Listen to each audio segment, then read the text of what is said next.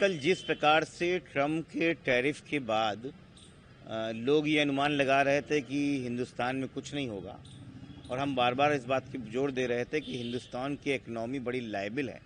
जिस प्रकार से आप 5 ट्रिलियन इकनॉमी की बात करते हैं उसमें स्टेबिलिटी नहीं है, एक वोलेटाइल इकनॉमी है, वो आज आपको दिखा। मात्र 5 मिनट में इस देश के इन्वेस्टर्स का 19 लाख करोड़ रुपए डूब गया। ये किसी भी देश की पूरी इकनॉमी को चौपट करने के लिए काफ़ी है, और उसके बावजूद केंद्र सरकार अपनी पीठ थपथपा रही है। कुछ दिन पहले बिना बुलाए या एक अनऑफिशियल विजिट पे हमारे प्रधानमंत्री यूएस गए थे। वहाँ पे क्या बात करके आए थे कि हमारे ऊपर 26% का टैक्स लगा दिया जाए। आपके पास पूरा टाइम था, आपने चीज़ों को मैनेज नहीं किया, और एक तरफ आप जो है ट्रम्प मेरा दोस्त है और वो बोलता है मोदी मेरा दोस्त है, और आपके पीठ पे उसने छुरा भोंका है। तो क्या भारत सरकार हमारे देश के लाखों करोड़ों इन्वेस्टरों को ये भरोसा दिलवा पाएगी कि उनके जो अकूत संपत्ति जो अकूत पैसा खर्च हो रहा है, जो सुहा हो गया, वो कैसे आएगा, मार्केट कैसे वापस उभरेगी? ये खतरनाक है। मुझे लगता है कि मोदी सरकार पूरी तरीके से इकोनॉमिकली फेल है, फॉरेन पॉलिसी में फेल है, और इंटरनल सिक्योरिटी की तो क्या बात है, आप देख ही रहे हैं कि रोज न रोज बॉर्डर में कुछ होता है।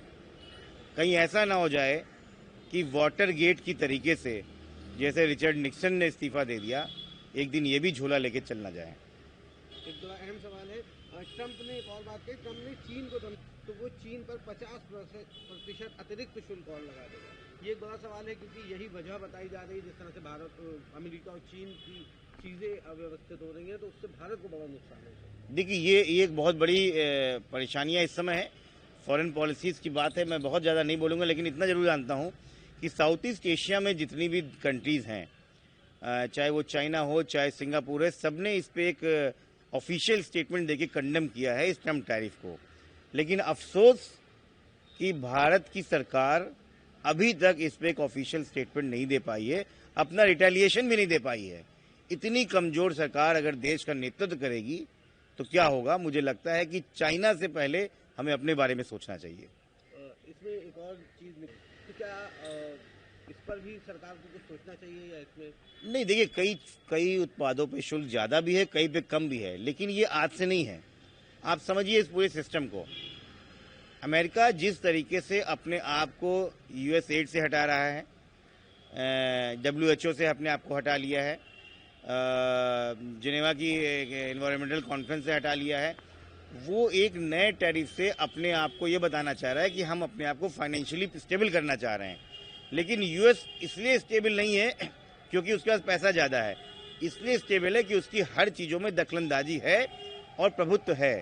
कहीं ना कहीं ट्रम्प के आने से वो डिस्टर्ब हो रहा है, और आप देख रहे हैं कि पूरे यूरोप में, पूरे साउथ ईस्ट एशिया में, या पूरे अफ्रीकन कंट्रीज़ में इसका विरोध चल रहा है। ये बहुत दिन तक चलने वाला नहीं है। भारत को एक मजबूत पक्ष लेके, क्योंकि 140 करोड़ की जनता और इतनी बड़ी मार्केट इस पृथ्वी पे दूसरे किसी की नहीं है, और हमें इसको हथियार और पावरफुल एसेट बना के इससे बात करनी चाहिए, जो सरकार नहीं कर रही है। इससे जुड़ा एक आखिरी सवाल रहेगा, इसकी आम जनता को भुगतना पड़ रहा है, चीज़ों पे पैसे बढ़ा गए, पेट्रोल और डीजल पे 2-2 रुपये का शुल्क बढ़ा गया, गैस सिलेंडर पे 50 रुपये, बिल्कुल, और जाहिर सी बात है इससे और महंगाई में वृद्धि होगी। बिल्कुल, आपने बिल्कुल ठीक कहा, क्योंकि directly indirectly sufferer is the common man. एक आम आदमी के ऊपर या तो टैक्स का बोझ बढ़ता जा रहा है या तो महंगाई का टैक्स बढ़ता जा रहा है।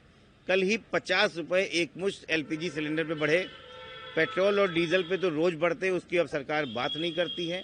महंगाई की दृष्टि क्या है? अभी कुछ ही दिन पहले होली हुई है, आपने देखा होली में जिस प्रकार से बाजार फीका रहा, वो लोगों की मनोस्थिति बता रहा है।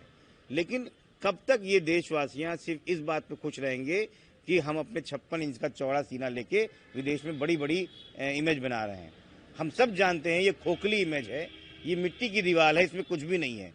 सरकार एक मजबूत स्थिति के साथ में अगर देशवासियों को अपने पक्ष में और कॉन्फिडेंस नहीं भर पाएगी तो ये देश के लिए भी ठीक नहीं है और सरकार के लिए भी ठीक नहीं है। वक्त को लेकर ने कहा है, इस विधेयक के कानून बनने से मुसलमान को कांग्रेस और इंडी गठबंधन की गुलामी से मुक्ति मिलेगी। ये दंगा मुक्त भारत सुनिश्चित करेगा। जो लोग कहते हैं कि इससे इस्लामाबाद खत्म हो जाएगा, वो झूठे हैं। जिन संघियों ने अंग्रेजों की गुलामी स्वीकार करी, जिन संघियों ने अंग्रेजों के साथ दिया भारत को गुलाम होने पे, वो हमें गुलामी पे उपदेश दे रहे हैं। अपने अंदर झांक के देखो, अंग्रेजों के पिट्ठूकार हमको ना बताओ इस देश को आजाद करने में किसका खून पसीना लाया है। ने कहा है कि 2034 तक एक साथ चुनाव हकीकत बन सकते हैं, किस तरह से देखते हैं? 2025 चल रहा है, सीएम ने 2034 को लेकर के गए। देखिए, ये भारतीय जनता पार्टी हमको भविष्य के कितने गोते करवाएगी।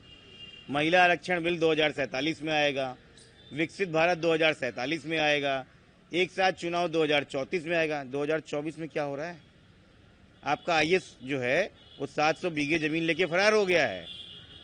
आपके आईएएस के वहां करोड़ों अरबों की संपत्ति मिल रही है और आप मंदिर में घंटी बजा रहे हैं और 2034 का सपना दिखा रहे हैं। कितना झूठ बोलेगी भारतीय जनता पार्टी? हकीकत से सामने रखिए। कम से कम इस देश के, प्रदेश के अमन, कुछ नहीं हो सकता तो अमन चैन को शांति में रखिए। और इस तरीके से बेतुके बयान, ये आपका काम नहीं है कि एक देश एक चुनाव करना है। ये इसके लिए चुनाव आयोग बना है। 2024 और 25 की स्थिति क्या है, इस पे बात कीजिए और अपने भ्रष्ट आईएएस को, भ्रष्ट ब्यूरोक्रेट्स को पकड़िए, जिससे गरीबों की जो जमीन लूटी गई है वो वापस मिले। एक आखिरी सवाल है, मुख्यमंत्री हैं, उन्होंने अखिलेश यादव जी पे टिप्पणी करी, उन्होंने अखिलेश यादव जी के बारे में काफी ऐसे शब्द बोले जो शायद नहीं किए जाए। किस तरह से देखते हैं जिस तरह से करते हैं? नहीं, देखिए, आपको क्या लगता है, देश की जो सवर्ण मीडिया है वो एक पिछड़े तबके के व्यक्ति की जो उत्थान है, जो लोगों से लगाव है, वो नहीं देख पा रही है। आपको याद नहीं होगा, यही मीडिया थी जब अखिलेश जी ने मुख्यमंत्री का आवाज छोड़ा था तो पूरे खुलेआम खड़े होके उन्होंने जो है दिखाया गंगा जल से धुला जा रहा है और इसको जस्टिफाई किया।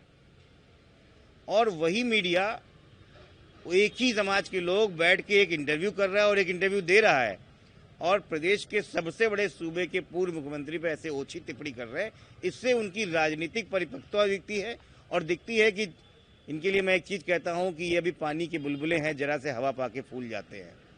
इनको समझ में आना चाहिए, राजनीति अभी 4 दिन की आपकी है। ऐसे शब्द देके आपने अपनी पार्टी का और अपने व्यक्तित्व का परिचय दे दिया है। क्या लगता है सर, जिस तरह कहते हैं ना कि पिछड़ों, दलितों, अल्पसंख्यकों के लिए मीडिया नहीं है, उनको अपनी मीडिया बनानी पड़ेगी, अपने लोग रखने पड़ेंगे। क्योंकि ये मीडिया, और जिस अखबार का नाम लिया कल अखिलेश जी ने, इन्होंने फ्रंट चीजों पे बात करी। आज योगी सरकार में लगातार मासूमों, मजलूमों पे जुल्म हो रहा है। भारतीय जनता पार्टी की ये जो पेड पत्रकार हैं या पेड अखबार हैं, इन्होंने किसी पे आज तक बोला? पहले कहीं भी एक बलात्कार हो जाता तो अखिलेश यादव की एक फोटो लगा के बड़े से चेहरे पे लगाते थे। आज बताइए, योगी आदित्यनाथ की कहीं पे कोई फोटो लगाई जाती है? रोज बलात्कार हो रहे हैं, रोज राजनी हो रही, रोज डकैती हो रही है, किसी को पेड़ पे टांग दिया गया, कहीं बलात्कार हो गया, लेकिन योगी आदित्यनाथ जी की मंदिर में घंटा बजाते हुए फोटो दिखाई जाती है। इसका मतलब क्या है? ये पत्रकार और ये मीडिया, जिस तरीके से हिटलर ने अपने ट्रूप्स बनाए थे, भारतीय जनता पार्टी ने इनको ऐसे ही बेच के रखा है। और जब तक ये ऐसे करते रहेंगे, समाजवादी पार्टी ऐसे पत्रकारों को, ऐसे अखबारों का पूरा विरोध करती रहेगी और जमीनी स्तर पर कार्यकर्ताओं का आह्वान करेंगे ऐसे अखबारों को अपने घर से लाने से बंद करें। न्यूज नेशन अब व्हाट्सएप पर खबरों के ताजा अपडेट के लिए न्यूज नेशन के इस क्यूआर कोड को स्कैन करें।